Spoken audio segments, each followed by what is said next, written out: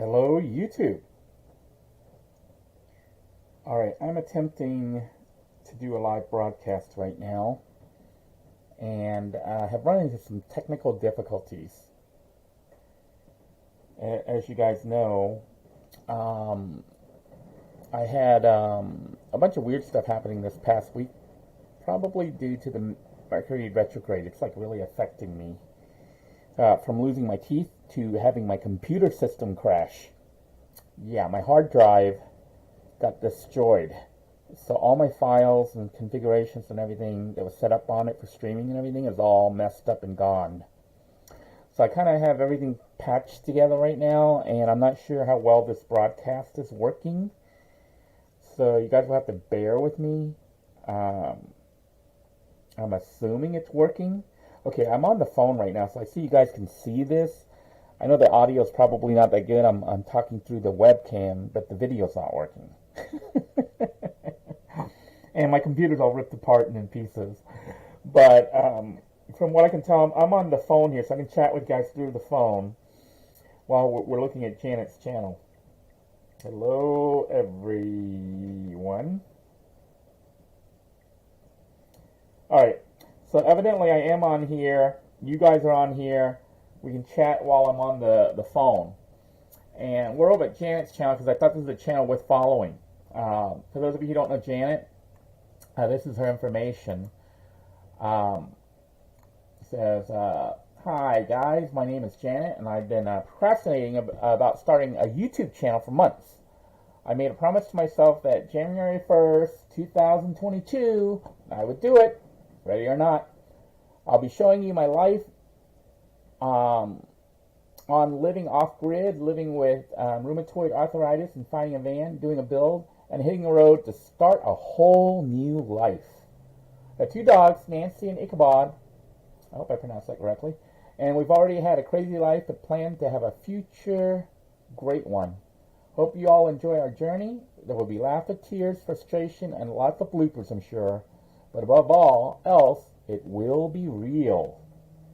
And I know you guys enjoy watching real stuff, which is why I thought this channel was worth following. Janet had been a follower on my channel for some time. I've seen her postings, but then just recently noticed she actually is going live with her channel. So she's an up-and-coming YouTuber. So what I thought I would do is share her channel and send you guys that way, if you enjoy, because a lot of you that followed me, you enjoyed my original content when I was just hitting the road and having to learn all this stuff with the survival and living in a van and stuff. Well, Janet's currently going through it right now. She's quite a bit older than me, and her circumstances are different than mine. And, I haven't really looked at all her videos, but I looked at the initial one where she gave a tour of her mobile home, which we might look at here in a moment. And I thought that it was worth following because you guys get to see firsthand the kind of struggles that people go through with, trying to live off-grid or living in a van for the first time. I think Janet has some history. Like, I think she might have had a mobile home, not a mobile home, but like a camper and stuff. So she's somewhat used to it. And her current situation right now, from what I can tell, she's living in a mobile home that is like totally off-grid. Like, she doesn't have electricity and stuff other than what she can generate. And from what I understand, she uses a generator, a gas generator, to make electricity. But even that had some issues the last day or so. And you guys know that the winter storm is currently wreaking havoc across the United States. So I think she just did a broadcast today talking about how she dealt with that situation, as well as some other technical difficulties that she's experiencing. But I had announced that I would share her channel, which is what I'm doing right now. I did create a link for her channel on the description of this video. Hopefully it makes it. Hang on a minute here. I've got to get power because my phone's about to go dead.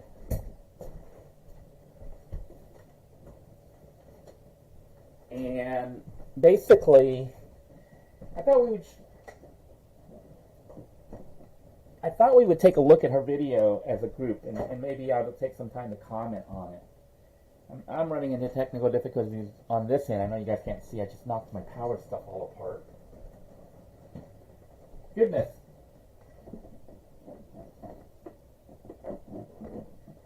I'll just leave the power off. I'll deal with the power situation later. But basically on this end, things are kind of falling apart. I can see at least doing it this way. I can see you guys on my chat. I'm not actually using the chat on the computer. I'm using the chat on my phone, so I'm having to type on the phone. So you have to pardon the slow responses. But really, I guess I don't need to type. I can just look at your chat on there and talk to you from your chat. And that way I can respond to it live. First off, can you guys hear me clearly? Okay, thank you, Mobang, for linking Janet's channel in the chat. Those of you who are with us, you can click on that, maybe in a web browser or a second web browser, and you can watch that. You probably don't even need to watch me unless, I don't know if it'll allow you to have audio from me, because I'll be talking about her channel. Okay, so Mobang gave us the link. Thank you very much, Tim. I'm assuming you guys can hear me. Can you hear me? So Lena says yes. Okay, so the fact that you can hear me means I can proceed. Anyhow, this is the video that I wanted to share. Basically, this was a video when I first tuned in on her. It is a tour of her place and how she lives off-grid. And from what I can understand from that video, she's in process of trying to move out of the mobile home. She's waiting to save up enough money to purchase a van, which she's planning on building out and heading out into the, I guess, the wild blue yonder. So, you know, I would say strap in your seatbelts, and it's probably going to be an interesting ride. So let's watch this video together. Hey everybody, this is Janet with Janet the Hip Jip, roaming with RA. Welcome to my channel. This is my third video. And Okay, were you guys able to hear the audio in her video? I'm not sure. So let me know if you can hear the audio in her video before I proceed.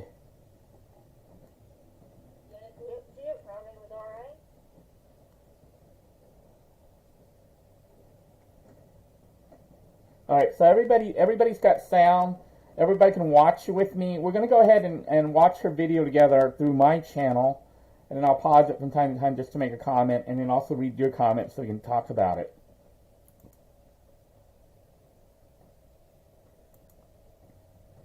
I have learned since my first one is you film with the camera sideways, not up and down. I have downloaded a software app, VLLO, and I'm going to be playing with it, trying to edit some videos and make things better. I still have my Now, some personal advice I can give Janet based upon how rapid Timothy's channel has grown. Is Janet, Timothy, Mobang for your bucks is a really awesome resource. I don't know if you saw, Timothy had just started his channel a short time ago, and he's really picked things up very fast. You know, I think he has edited videos with music and drop-in pictures and captions and all sorts of cool stuff. Whereas, you know, I'm what, 5 or 6 years into the YouTube thing, and my videos still look like crap. So if you want to produce like nice quality videos and stuff, and you want some tips, maybe hit up Timothy from Mobang for your bucks channel. He's you know, he's growing his channel by leaps and bounds. I think he's up to several thousand people already subscribing. So check him out. And I think I don't know if he talks about the tools he uses for making his videos and stuff, but that might help you. Christmas. I may make a video tomorrow of me taking everything down, but I wanted you guys to see where I'm at. I just came in from outside, so I'm a little bit winded and a little bit chilly, but I've got to go back out. But I want you to see where I'm at this moment in my life. And here's my bed right there, and let's see, there's my nightstand. And let me get out a little bit farther. I have reflectix up on my windows right now just for the time being. I can make it pretty and put some pictures and things up there, curtains up there, but I'm not going to be here that long. I'm saving for a van, and I'd rather put that money into my van bill. So as you can see, Janet has, some of the techniques and stuff that people use to like insulate their vehicle and provide privacy and stuff, but she's using it on her mobile home. And her mobile home right now, I don't think is in the best of shapes and stuff from what I can tell briefly. Like there may be issues with it, okay? But she is not really spending a lot of money and effort in fixing up the mobile home and making it really nice. Her goal right now is to put her efforts towards saving money to get a van that she will build to make that big trip. I think a lot of people are going to van dwelling. I guess Timothy himself could probably tell you some more about his reasoning and why he did it. But I guess a lot of us that are on my channel and in similar channels have something inside us that tell us, that life is short and precious, and that, if you really want to do something, maybe now is the time. And, with Janet, she's a bit older than me, but I think she's got a lot of courage and spunk from what I can tell from her videos. She's actually beginning the process. And she's already started to do a lot of it with her house. So, as she gives a tour here, you can take a look at what she's done already. And even getting a van. All right, let me step over this way a little bit, and I'll show you there's my heater, and I use a heater and propane. I keep 2 extra propane bottles, and that's the door to the kitchen. I don't. I just live in this one room. I've got storage and stuff in the kitchen, but I just live in this one room. And let me go back out. That's where I keep my clothes. And in this one right here, keep my shoes down there on bottom. And I have a desk set up, and this is where I'm going to be doing my video editing at. I'll get my laptop out. But for now, I've got like the bags with my socks and hats and scarves and things like that, and some Christmas stuff up here on top. But I got my printer out. This is how I wash my dishes. Here's my little, I keep a vinegar and water spray and paper towels, and if dishes get real dirty, I'll get a basin like from the hospital, kind of good at the hospital, and I don't know if you can tell that just by looking at her prep already. She's already got a lot of experience, already has a lot of techniques down pat, as Timothy says here on the chat here. She's already ready to live in a van. I mean, she's kind of living in a van right now, although, I wouldn't say a van. She's living in a mobile home, but she's like down to one room, which is pretty small. But still, when you compare that to a vehicle, it's like a mansion. Now, she's got 2 dogs, mind you. She's got 2 dogs, and it's going to be her and 2 dogs. So she's wanting to try to get a decent-sized van so that her and the dogs can all dwell in it. But she's already taken a lot of steps because she is off-grid. Like washing your dishes with vinegar and basically, by living off-grid right now, she's got a space heater. I think she uses propane.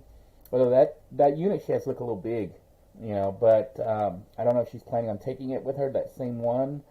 The concern for me is like, always with the space heaters that run off gas and stuff that generate electricity or heat, through flame, is a potential fire hazard, and also carbon monoxide buildup potentially.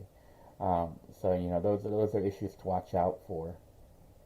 But I'm pretty impressed with what she's already done. I think she scaled down a lot of her things. So she's already in her mind, as well as, I guess, in her physical environment, prepping for living in a vehicle. wash dishes in it. Here is my pantry. Now, I won't be carrying this much food on the road, but for right now, that's it. And then there's my stove. And I've got a little propane bottle in there. And that is going back down to the hallway. I've got to hang another quilt up there in a few minutes. But it's just a piece of plywood, keep the dogs from going back there. But like I said, I'm only living in this one room. And there's another extra bottle of propane. I keep one on the heater and one on the stove. Then I keep 2 full ones extra, just for emergency, you know, in case I get snowed in and can't get out, which is highly likely here. And yeah, there's the bed. Now I've got these scarves hanging up on my ceiling fan because I don't have electricity. I use solar. I've got a 200-watt solar panel, and then I use generators. We'll go outside and look at. As you can see, Janet is literally completely off grid. You know, she generates her own electricity using solar power, and then for backup, I think she uses generators.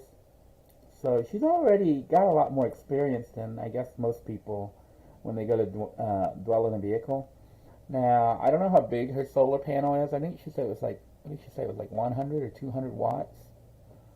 It may fit on her van, you know, which to me, if you got a van, you know, a regular size van, not a big huge camper or something, you'd be lucky if you can fit 100 to 200 watts on it. But that should be enough to power your battery system, especially if you have it tied into your alternator, you know, to charge it up completely. You can cook with that. You know, you have enough electricity during the daytime, that is. When the sun is out, like you guys saw in Little Blue 2, when I had the 100 watt solar panel, I was able to use that and my battery to cook even with the car off. You know, because it was generating 100 watts and it was running the other 200 off the battery. Now, I could leave the car running, which would charge the system up, but you know, it was enough power that it made it so that the battery lasted long enough to cook a meal. Then it would charge up itself over time, you know. So if you're living full-time off-grid in a vehicle and can get at least 100 watts, I would recommend that.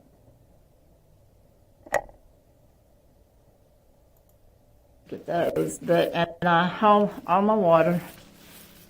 We'll go through this hallway right here, into the kitchen. I'll just show you. I use this kitchen strictly for storage right now. And there's my water bottles I keep. I've got about 10 of them, and I keep those filled up. And so as you can see, she's completely off. I mean, she doesn't even have running water. So I don't know if she's buying those water bottles or if she's going out and refilling them. But you know, she's already, I would say, living kind of a hard life if you consider like living on grid. You know what I mean, like in a house and stuff like that, because no running water, no electricity. But in a way, it's already prepped her for living in a vehicle. Matter of fact, you know, in her situation, living in a vehicle, I think it might be a very good thing. Because she still looks pretty active, you know, even though she's got rheumatoid arthritis, and mentally, I think she's already prepared, you know, in the sense that she knows how to make do with limited resources like water and electricity, and how to get energy from the sun and from generators and from propane heating systems. So she's already got a lot of the survival skills. there's my rifle, my protection. And I think everyone should have. I've got more than that, but yeah. Oh, let me show you right over here 1 second. This is like my van. So I just noticed in the chat that Janet's joined the room. Woohoo! All right, welcome aboard, Janet. I was trying to do a live with me and video, but I'm having technical difficulties on this end. But I'm glad that you're here because now people are going to ask questions and stuff. You know, so this will be great. We've got the source material right here with us right now. So feel free to chat away. I'll go ahead and let the video continue running. Vanity or where I get ready, and I have all my lotions and mirror and everything I need, my medicines in this one. But what I do is I go to the Anytime Fitness for showers. I'm gonna have to start learning to keep my eye on the camera. I keep looking at myself on the phone. That's why you keep seeing me look away. But I'm trying to get better, you guys.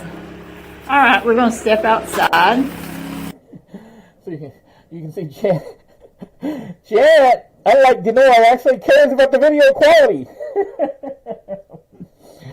She's actually, I think, going to have a very good channel. One, because she actually genuinely cares about the quality of the videos and is looking to improve her video quality.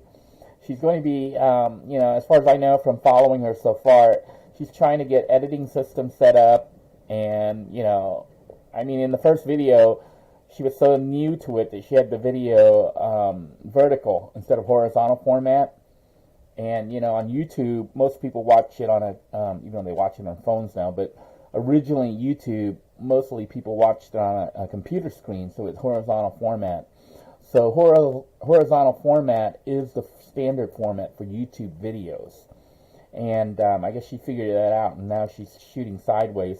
But as you can see, she still, you know, has camera shake and stuff like I do. You know, one way to fix that, which I may eventually do, is to get, I think, what they call a gimbal.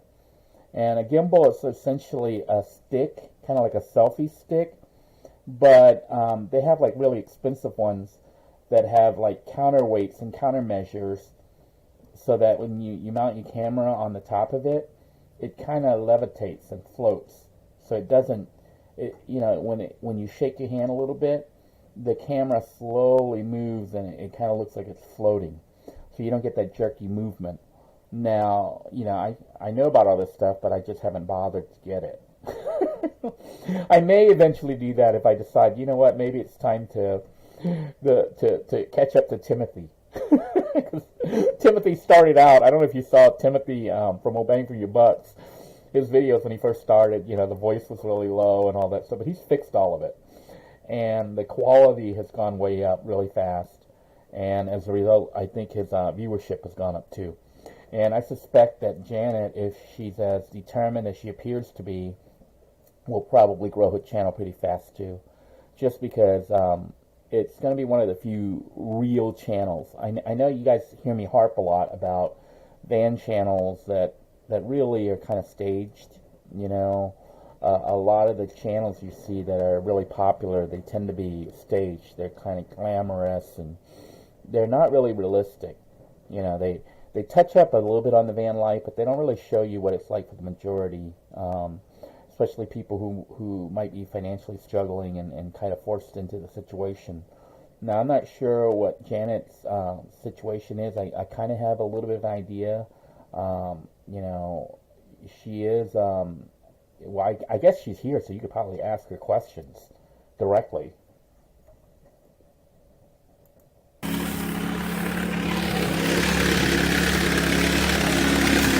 I closed the door behind me because little Ichabod tried to get out. Okay. That is an old house that's about to fall in. I own it, but it's about had it. I'm totally off grid, no water. Now, the one advice I would have for Janet is that if she can keep her house, even though she's planning on getting a van and traveling and stuff, I would recommend keeping the house. You know, even if it's not in the best of shape and stuff, because you don't really know how you're going to be on the road, especially full time, until you're on the road full time. I've heard horror stories of some people who, they always watch the YouTube videos and stuff of people living in a van and how glamorous it was, and how nice and relatively easy it would be. But then when they sold all their stuff, like they sold their house and everything that they had, and then got a really nice van or whatever, and went to live in the van, and then found that it was a struggle. It was really a lot more difficult than it appeared on YouTube. And they kind of wish that they had their home still. So if you can afford to keep your home, if you could rent it out, although that has its own issues. But I don't know the shape of your home and everything, but from what I can tell, it might need a lot of work. I don't know, but looking at it, it looks like it would need less work than the house I'm currently in. So I don't know. So, or potentially it could be sold. I mean, if the money is needed and you know that for sure you're not wanting a permanent place, potentially it could be sold. But I would say if you can afford to keep it, it might be a good idea to keep the house and the land as home base, so that, you actually have some place to go if you need to, and when you decide that, if you decide that living in a van isn't really for you. So that would be my big thing, is like if you have, if you have a home already, a land, especially one where you could park your van, that's valuable. It took me, you guys, from the time you guys followed me, 5 years, 6 years to get to the point where I had land. I have property now, and actually has a mobile home on it. So, if you already have it and you can afford to keep it, I would recommend keeping it. Nothing. I'll show you right here. I'll do it down that far enough. There's my gas cans I keep full. And I have a big generator that you can start with a key, because at first, which is running right now, I've got a little Sportsman 1000 watt, and which it works great, but I cannot start it. And I didn't realize when I ordered it, and my hands were so bad that I wouldn't be able to full start it. Because I used to full start chainsaws and lawnmowers, and yeah, that's one thing I've had to really adjust to. So I had to get one that I could. Generator's loud, we'll get away from it. But I had to get one that I could start with a key. And there's my car. And I have worked really hard to get this yard cleaned up here. I'll show you guys pictures later on of what it looked like when I moved back here. It was abandoned for like 4 or 5 years. But I'll just show you. But, and there's an old travel trailer, and everybody's like, well, why don't you just use the travel trailer? Well, I had hired someone to cut a limb off the tree, and they didn't tell me they stepped on the skylight on my travel trailer, and it had been raining in there for years, and it's ruined.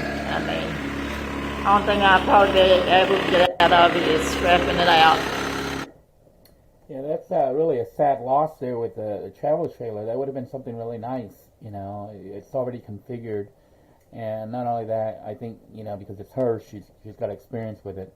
So you can say she's already had some experience with living in a vehicle, but living in a van is going to be a little bit more cramped than living in a travel trailer. And also, not just cramped, but the fact that it has less space means that even the generator that she has right there, to me, looks pretty big. She might be able to mount it on the back outside on a hitch type thing, but it's pretty big and pretty loud.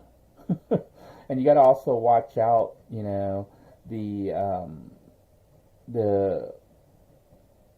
generator, the gas generator, releases carbon monoxide. And there is a possibility of the carbon monoxide blowing from the generator up into the van. So if you have if you have the generator running and you're inside the van, there's a high probability of the carbon monoxide blowing up inside the vehicle. So you gotta be really careful of that. But I'm gonna walk out here while I'm talking to you and take my trash out. When I moved in that second month, I had my garbage started here, and I went ahead and got 2 cans because all that area right there that you see clear was full of trash, piled up trash, higher than me. All the way back out here to in front of this porch, all the way out there to the fifth wheel was garbage. Yeah, somebody partied hard when I was gone, and they went in my mobile home, and there was graffiti, and they just got boxes where I had stuff just packed up and poured everything out and just destroyed everything. It was. So evidently she had left for a while, and some people busted into her mobile home and trashed the place. So, you know, that is a potential problem with having property and leaving it when you're traveling. I don't know a solution beyond, you know, having somebody rent it out or check up on it. But even having somebody check up on it, you know, they're not there all day, all night, you know. So that's a potential problem. You know, I would recommend that if you have to leave your home, that, you know, you have to have a neighbor or somebody keep an eye on it. It might also be useful. I know in her situation, it might have not been possible. Could have been, I think, if she used her, you know, if she had the solar system back then, you know, her solar power system. But you can try to set the place so it looks like somebody's at home. You know, lights come on and off at certain times. Maybe even a radio to make some noise, you know. But, of course, anyone truly watching your house might be able to tell that you're not there. But if you have, like, a house with a vehicle sitting out front and, you know, lights going on and off, it looks like somebody's living in that. That might help. But I'm not sure of the full situation and what happened, other than that people broke in and basically destroyed her property, which is really sad. It was awful, but we'll talk about who was mostly to blame about that trash later on. But here's my 2 trash cans. Oh, I'm about out of breath. But I have been pretty busy in the last little bit. I walked up to my neighbor's, and he was having sloppy joes for dinner and asked me if I wanted one. I'm like, heck yeah. I'm always down with some food. All right, I just wanted you guys to see where I'm at and what's going on. And this is Friday, and we're supposed to get some more cold weather tonight. And see where my nose is getting red just from being out here. But yeah.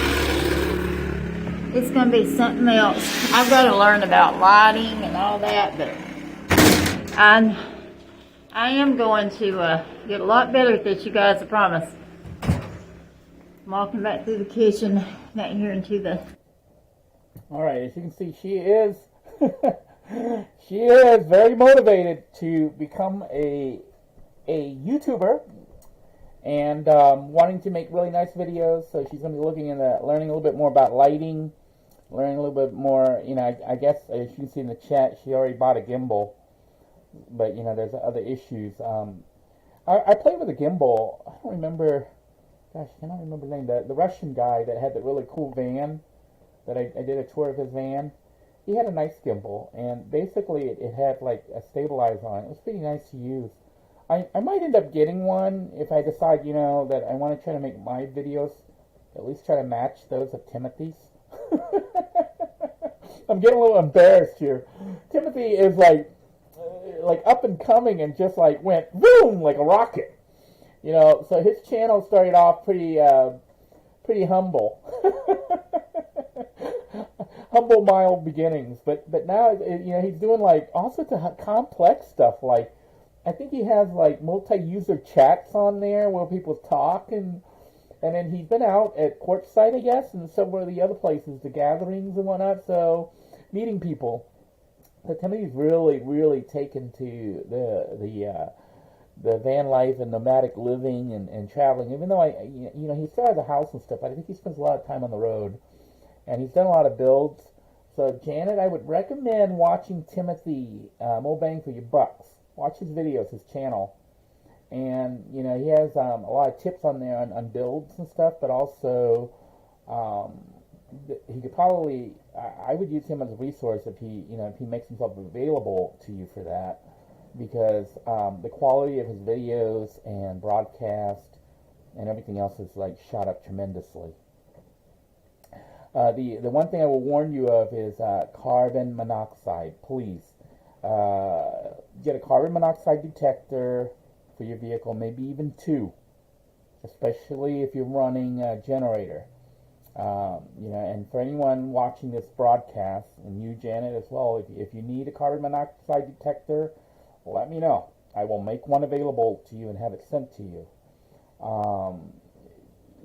Every year we lose a lot of van dwellers and even non-van dwellers who die from carbon monoxide poisoning. So that's an issue that I'm always upset about, because it's something that can be prevented. People run their generator during the winter, because the power goes out, and they don't realize that anything that burns, basically whether it burns wood or gasoline or anything else, produces carbon monoxide. That's a byproduct of burning. And carbon monoxide itself is odorless. You can't even see or smell it. So it's invisible. It's called like the silent killer. And it's called that because nobody can see or smell it. But it can creep in through your, people have their generator in their garage or even sometimes outside their window. And the gas can actually blow into the house and collect. So it's important to have working carbon monoxide detectors, whether you're in a house or in a camper, RV, or a van. So if anybody needs a carbon monoxide detector and cannot afford one, just let me know. You can let me know in the comment in my chats on my videos, or you can email me Denoy DENOY.DeBoer DEBOER @gmail.com. Send me your PayPal link, and I will send you funding to get a carbon monoxide detector. That is something that I don't think people should be dying because of not having one. It is a lifesaver. Anyhow, I am going to go ahead and sign out, but I wanted to get back to her channel here and just wanted to let you all know. Let's see if I can figure it out here. I think you guys are watching my screen, so we're going to go to her home page here. But this is Janet, the Hip Jip Roaming RA, okay? And I can see she's up to 70 subscribers as of this broadcast. So hopefully those of you who are all watching will take a moment to visit her channel and hit that subscribe button right there. And then, you can also click the notification bell and say all of it to get notified when she puts up a new video. And do that on mine too. But anyhow, do that, and you can follow her on her journey. She has an interesting story right now about stuff that just happened with her generators. You guys know there's a really bad storm, and it's really cold right now, and I think this next weekend is about to get cold again. From what I understand, it's going to be freezing even in Florida. We're supposed to drop down to the 20s here in Central Florida. So I can only imagine for the people who are up north that it's probably going to be really cold. Janet, I watched part of it. You can say I watched part of her video, and then I switched off to do my broadcast. But you can see here, about her dog and stuff like that. So she's got a few videos. I think 1, 2, 3, 4, 5, 6 videos so far. And I think she was off for a while because of technical difficulties, which she talks about in this video. So make sure you drop by. For Janet, what I'm going to recommend is that you make a playlist. Put all your videos in a playlist. I actually recommend this for anybody starting up a YouTube channel. Put all your videos in a playlist and ask your viewers, if they're free and want to help your channel grow, they could run the playlist. Like, you can set that playlist to run at night while you're sleeping, even if you're not watching it. It'll get the view counts up so that you get some time with YouTube. I'm not sure exactly what the current policy is on monetization and stuff, but I think you need, from what I remember, I think you need at least 1,000 subscribers, and I don't know if it's 10,000 watch hours total, So once you hit that threshold, I think you can become a YouTube partner. I'll have to double check all that and maybe do a follow-up video on becoming a YouTube partner. And being a YouTube partner allows you to basically go, I don't know if that you have to be a partner to go live. I don't think you have to be a partner to go live. But being a partner allows you to monetize your content so that the ads that they run on YouTube, which now they run it on all videos pretty much. But if you're not a partner of YouTube, YouTube keeps 100% of the profit. But if you're a partner, I think YouTube gives you, 65%. I don't know if it's 65 or 75%. Probably 65% of the revenue from the ads, and then they take the rest. So you can make some money depending on your viewership. How many people watch your videos and stuff. You might not make a lot, but it might be enough for gas. It might be enough for eating out every once in a while. I know my channel at its peak, when people were really following me and stuff, I was making as much as $800 to $900 a month. That's not a lot of money to most people, but when you have no income at all, $800 to $900 a month was enough for me to pay child support, and then have a little bit of money left over. You guys, those of you who know my story, you know how it went. They garnished all my wages and everything, so I lost all my money from any money that I earned from any job, where you had to pay taxes and stuff like that. They would just garnish it. They took like 85% of my paycheck. So YouTube, because it was like an independent thing, they didn't withhold the garnishments. So I was able to use that money to live off, because everything else, like my job at Walmart or the temp agencies, they always took it all. So if you have a YouTube channel and you can get it monetized, it can help. It may not be a lot unless you become super popular, but it can help with gas, it can help with travel expenses, it can help with eating, entertainment night. So I do recommend striving for monetization, just because you're a producer, you made the content. Why should YouTube make all the money off it and you make nothing? Anyhow, I am going to go ahead and Mobang says you need 1,000 subs with 4,000 hours to become a partner. So it's not as bad as I thought. So you need 4,000 watch hours, 1,000 subs at least. I think that's within a year, right? And then to go live, to be able to do live broadcasts, you need to have at least 500 subs. Now, I will warn you about going live. I don't know if you guys saw, I've been I won't even say certain things, but certain of my videos have disappeared. And a lot of people didn't know about it because they were live videos. So my recommendation, if you want to stay on the good side of YouTube and possibly earn money from their revenue, you may want to avoid controversial topics and subjects. So, I was talking about it because there's some stuff that I was pointing out. And I can't talk too much about it because I don't want this one to disappear.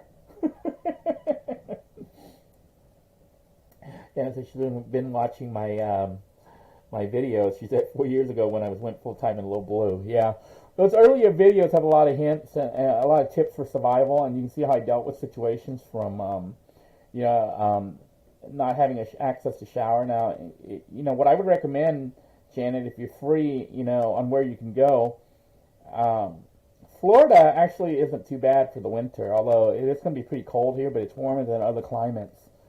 So the fact that, if you have a vehicle, especially if it runs well, you can kind of map where you go during the seasons.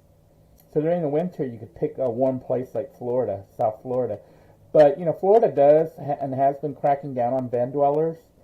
So I'm not sure what the current status is. The last time I lived in a vehicle was about a year ago. I was still able to do it in this area. But Walmart has been kind of stopping, letting people stay overnight, especially when they stop the overnight.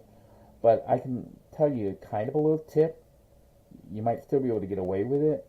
Is if you have to park at Walmart, park in the middle of their employee parking section. The employees usually park on one side of the building, that's where you can see all the cars clustered at night. Park there and just sleep. Try not to make too much commotion. Don't let people know you're there. And the big thing, if you're trying to be stealth about sleeping and stuff, is you just go and you park and you sleep. You don't even get out. Don't do anything weird. Don't draw attention to yourself. And where you sleep isn't where you hang out. Basically, when you go to sleep, you go park there and you go to sleep. You don't go there and roam around and go into the vehicle and sleep because they'll notice. But if you park, where there are other cars, it's less noticeable.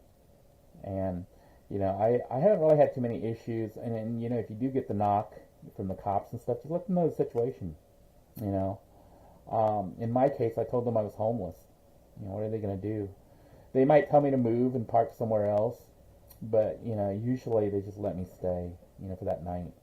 But I haven't really had too many knocks, and the knocks that I did have, the cops were usually pretty friendly, So just kind of don't be an a-hole when they knock on your door, But do make sure it's the cops, not some weirdo. A cop will identify themselves. They'll say that this is the police, and then you can see the police cars and stuff, right outside. So, I haven't had anyone who's not a cop knock on my door. I had security knock on my door once. I didn't open. I waited till the security went away, and then I just drove off. But anyhow, I do wish you well, Janet. Please keep us informed. And like I said, look at the resources that are out there. We had a network called the Starfish Network, which is sort of kind of still in effect, which is basically people on my channel who are kind of like Earth Angels. They help people out. And then also there's the Home on Wheels Alliance. If you haven't joined that, you might want to if you're on Facebook.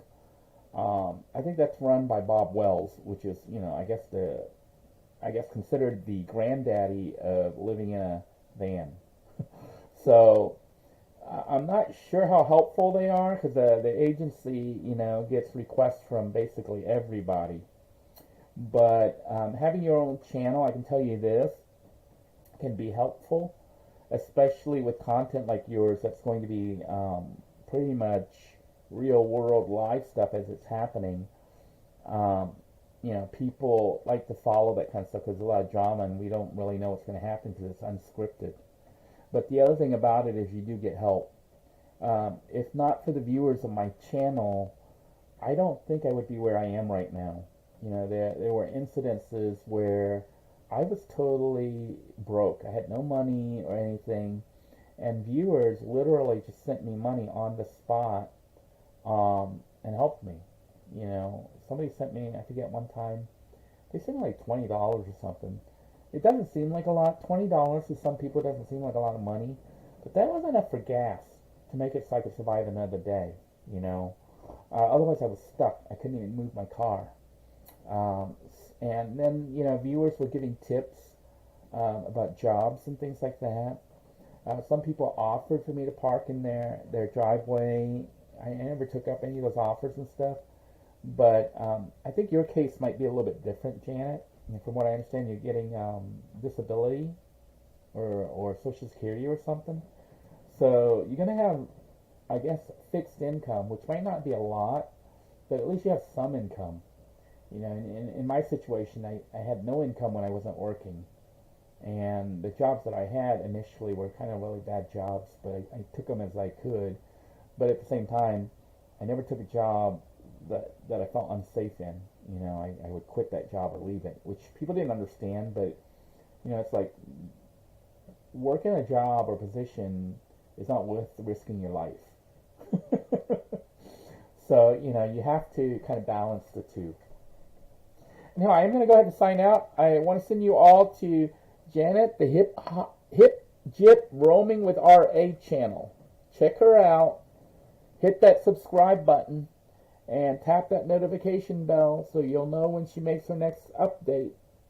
And if you have time, you know, do the same with my channel. And for Janet, make a playlist so that people who want to try to help you get your watch time up can do so. I know, you know, if I can and you have that playlist, I may run your videos all night just to get the count up. And the reason that's important is because when my channel was first starting out, it was small. Some viewers had offered me that advice. You know, some of my viewers who knew a little bit more about YouTube and how it worked told me to go ahead and make a playlist and do all that and ask the viewers if they would run it. And a lot of my viewers did comply, you know. They had a house with internet access, so running the videos at night while they were sleeping was not an issue. They just ran the playlist. And what that did was build up the watch hours so that once I had enough people, you know, I could set up the monetization because the watch hours were there. So if you're hoping to monetize your channel, even if you're not planning on it, but you're planning on being on YouTube, I do recommend following those steps because being monetized doesn't hurt because you're producing the content anyways. And, you know, I would say that for anyone, including Timothy, you know. Get your channel monetized so that you can make money off your content instead of having YouTube take all of it. I want to wish you all a safe rest of the week and weekend, especially this weekend when it gets cold in America.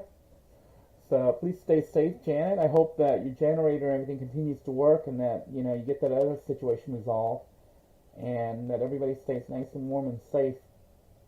Please be careful out there and take care. Good night. God bless you all. Bye-bye now.